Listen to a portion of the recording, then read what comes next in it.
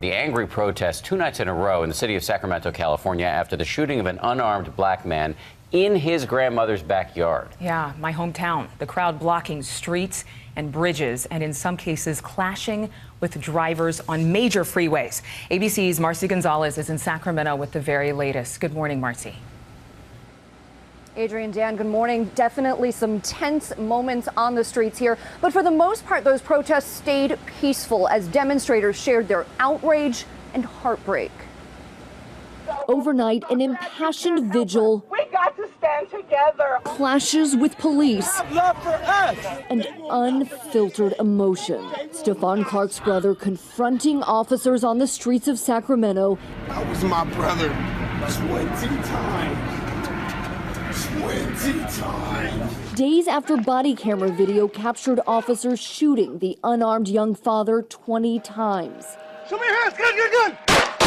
Killing him in his grandmother's backyard. No justice! No peace! Demonstrators for a second day shutting down streets. What's going on here? We want answers.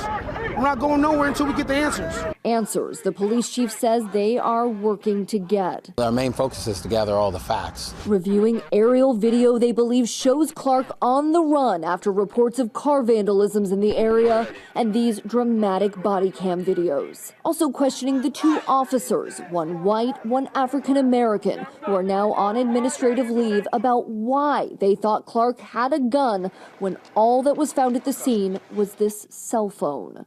ABC senior legal correspondent Sunny Hostin telling Dan her perspective on the case. What the law provides, Dan, is it doesn't have to be an actual threat. It doesn't have to be an actual gun. It only has to be that the police officer perceives the threat. I can't imagine that even an external investigation is going to determine that this shooting was unjustified.